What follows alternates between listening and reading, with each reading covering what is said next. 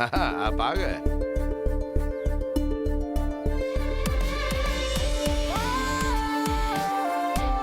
Hello, आइए आइए। नई गाड़ी है, बढ़िया है। हाँ थैंक्स। आप हवा के साथ बहते हैं क्यों, है ना? हाँ, आइए आइए, अंदर आइए। ये ड्रिंक्स ले जाकर उन्हें दे दो। क्यों, आप नहीं दे सकती क्या? तुम देख रही हो ना मैं यहाँ काम कर रही हूँ। बाकी सब में फर्क नहीं पड़ा। हाँ, ये मेरी इकलौती बेटी है, रोज। हेलो। हाँ लेता हूँ। कुछ दिनों पहले महाराजा स्कूल में सीनियर बनकर मैंने पढ़ाई की थी, तुम्हें याद है क्या? सॉरी, मुझे याद नहीं। बेटी, ये अभय कुरुविला है, तुम्हें याद है ना? नासिक में मेरा दोस्त था कुरुविला, क्लोज फ्रेंड। ये उसी का बेटा है, यहाँ भी आ चुका है वो। ये एफसीआई का सीईओ है। एफसीआई नहीं uncle, French development authority, FDA. अरे एक ही बात है, कद्दू चाकू के ऊपर गिरे या चाकू कद्दू पे। हम ही फ्यूचर डेवलप करते हैं। अरे भाई, इतना सारा काम करके लगता है तुम चांद पे फ्लैट खरीद लोगे, है ना?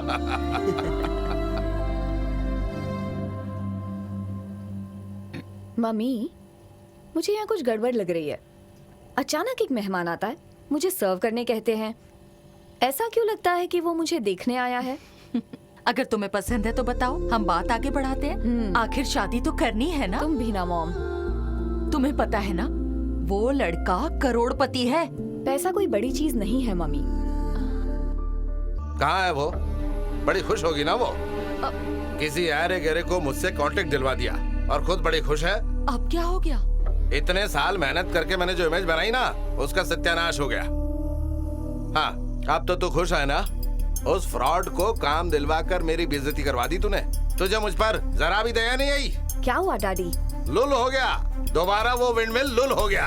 अब वो तेरा दोस्त नहीं बचेगा। पता है, एक आदमी की छाती पर गिरी है विंडमिल। अब तू सुन ले, इस प्रोजेक्ट को मैं रोकने वाला हूँ, चाहे कुछ भी हो जाए। अरे भगवान, जरा देखो देखो यहाँ टीवी में क्या हो रहा है, देखो अपनी आंख से देख लो जरा क्या हो रहा है। अभी तक कोई डिटेल्स नहीं मिली है सुरेश। पता नहीं किस हॉस्पिटल में उस आदमी को लेके गए हैं। पता लगते ही तुम्हें खबर कर देंगे सुरेश। मैं तो कहता हूँ पक्का मर गया होगा। वो जो का पट्टा जरूर जेल जाएगा। अब तक उसने बादाम खाया है, अब चाटे खाएगा। इसके बारे में बात करने के लिए केसीडी के चेयरमैन हमारे साथ फोन से जुड़े हैं। हेलो सर, आप सुन सकते हैं? हाँ बिल्कुल सुन सकता हूँ। सर, दूसरी बार वो विंडमिल नीचे गिर गई। आम जनता की जान की रक्षा करना क्या आपकी जिम्मेदारी नहीं है? और अगर है तो आपने क्या कदम उठाए हैं सर?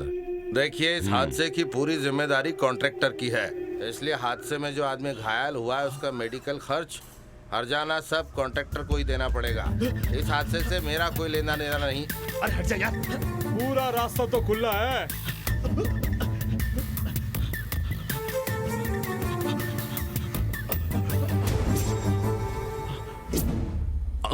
आराम से भाई भाई,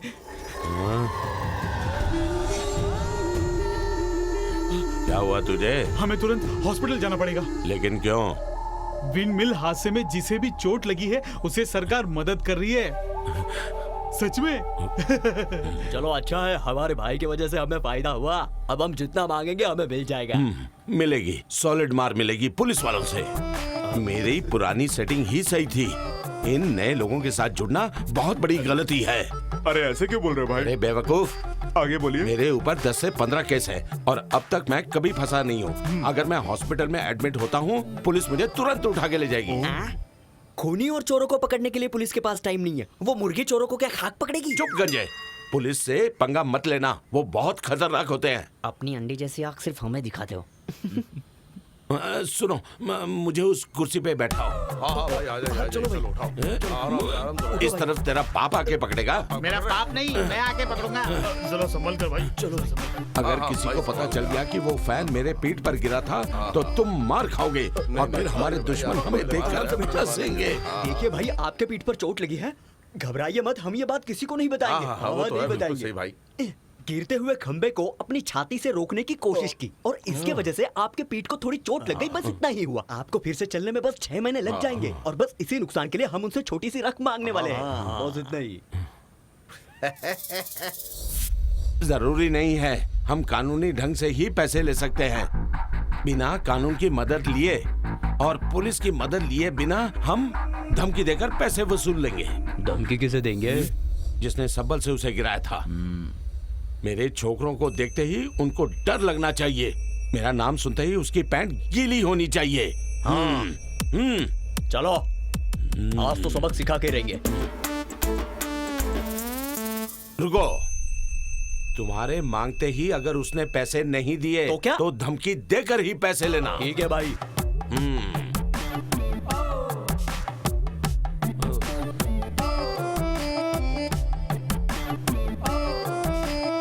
भाई ये क्या? आप सो रहे हैं? ओए, पेट के दर्द की वजह से आराम कर अच्छा, रहा था। ये लोग मेरे दोस्त हैं और एक केस में फंस गए हैं। जब तक केस सॉल्व नहीं हो जाता ये लोग यहीं रहेंगे। आपको कोई प्रॉब्लम तो नहीं? केस क्या है? अब तू बता ना। अब तो भाई केस क्या है? बलात्कार का केस है, एक लड़की के साथ। ये कहाँ पर हुआ था? वो फ्लैट में हुआ। हाँ? देखिए भाई, आजकल ये केस तो फ्लैट में ही होता है। आओ इधर आओ। एक मिनट रुको। जब भी फुर्सत मिले मुझसे मिलने आना।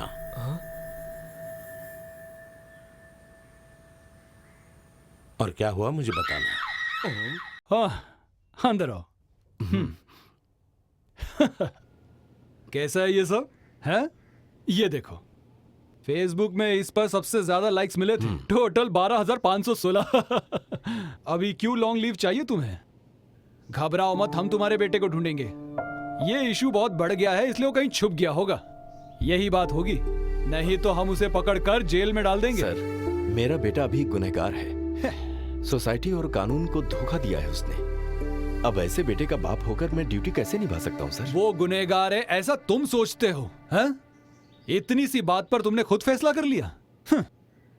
तुम एक बात समझ लो, कौन सी बात सर? तुम्हारा बेटा गुनहगार है या नहीं ये कोई तय नहीं कर सकता। ऐसी सनसनी खबर दिखाने वालों की हमारे देश में कोई कमी नहीं। हमारी इस हालत को दिखाकर उन्हें पैसे नहीं कमाने देंगे, कभी नहीं। हिम्मत से काम लेंगे। मुझे तो लगता है कि तुम्हारे बेटे को किसी ने फंसाया है।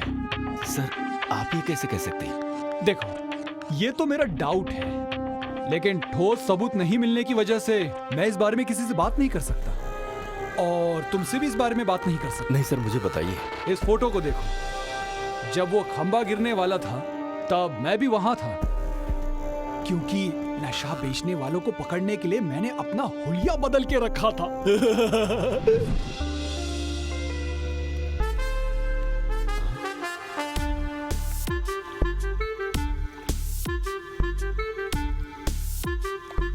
अब्बास, अरे अब्बास, माल देना। रुक, अब्बा रुक।